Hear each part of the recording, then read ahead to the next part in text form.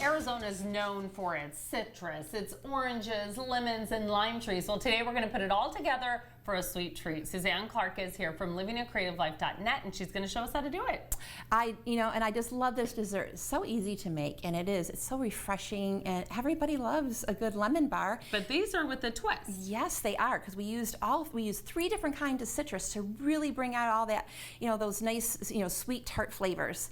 And it really makes a little bit more of a unique, a little more special bar. Okay, where should we start here? Well, first let's make the crust, and we're going to start with an interesting product.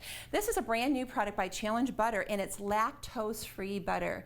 So all those people out there that have not been able to have lactose in their diet, now this is a delicious recipe that they can use. You can just use that. And you know what? If you're not lactose-free, you can always substitute regular butter for this as well. Okay, so we're starting with the butter. How much do we have in here? We have a full cup of butter in there, and it's softened. We want to make sure it's softened. So we made sure it's softened, so easy to store.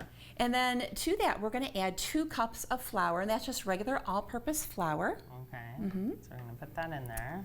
And then we have 3/4 of a cup of powdered sugar. And it's really that easy. Really what we're creating is a shortbread. Okay. This is like a shortbread crust.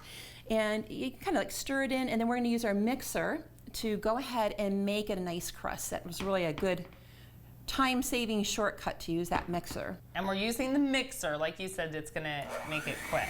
So just going to kind of, and this will only take a little bit. Oh yeah, we just want to kind of get it to it's nice and crumbly.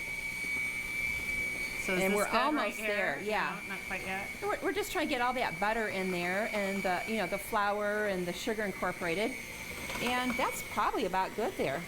All right, so there we go. So it's very, basically all we're seeing here is that it looks very crumbly. Yeah, exactly. Okay. And now we're going to pour it in here? Yes, and first we wanted to, we sprayed it with Pam. Okay, so pour it in.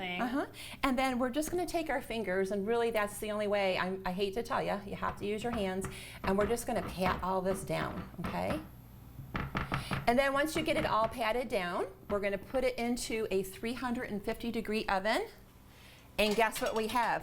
Da-da-da! Voila! How long would it take to do this at home? About 20 minutes in the oven. But the idea is we don't, we want it just nice and golden brown, and see how the edges get nice and golden. Right.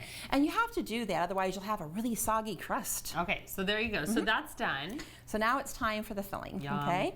So we're gonna start off with 4 eggs. And I'm just gonna kind of beat those up. And for this, we just need a wire whisk. We don't have to use a hand mixer for this. Now we need to add our citrus. So here I have 1/2 cup of orange juice, and this is fresh orange juice. And we have 1/2 cup of lime juice. And another thing too is we want to make sure we use our fresh juices. So I love to use these citrus squeezers. It makes it, for this dish, like, don't get that prepackaged lemon juice. That's what I was going to ask. You can use that or no? It's not going to be as good. Okay. And also we need the zest too, so you might as well just use the whole thing. But this is what I do to all the citrus. I just use the citrus squeezer. This is one of my favorite things I have in my kitchen. Okay, so now we're having 1/2 cup of that too?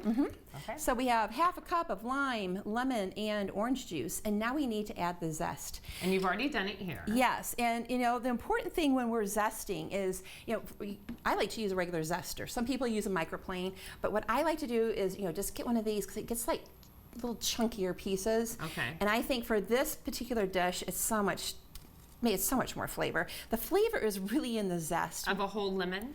We are going to do a tablespoon of each citrus. Okay. Okay. And I have already done that here, and we're just going to add this in. But really, that's where the flavor is. It's in the zest. A lot of people don't do this in lemon bars, and that's really what makes it. Now, this is something else that I do that's a little different, and I think it makes the filling a little nicer, is I add some good old-fashioned baking powder here, and I'm just going to add a teaspoon.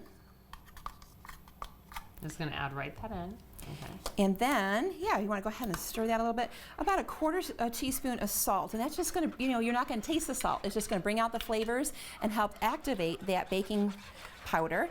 And then we have a little flour to thicken that. I was going to say, it seems super thin right now, but we just added flour. Yeah, and then remember the eggs are going to cook and thicken. And then here's our sugar. That's 1 3/4 cup of sugar. And that, my dear, is it. That's how easy it is. Yeah, very simple. And then do you just pour this over the top? Yes, and this is going to be hot when it comes out of the oven, and you want to pour it over a hot crust. Okay, so you want to pour it over Yeah. when it's hot. So we're going to pour that over. Just pour this over, and then we're going to put this in the oven at 350 degrees until it sets. Now, we really are not looking for color. We just, if you jiggle it, it's not going to move. Okay? And then another little tip is to cut it into your squares, and then you want to sprinkle on some powdered sugar. Which is what we did here, and that's the final product. There you go. It is citrus bars, everybody. And for the recipe, go online to livingyoucreativelife.net.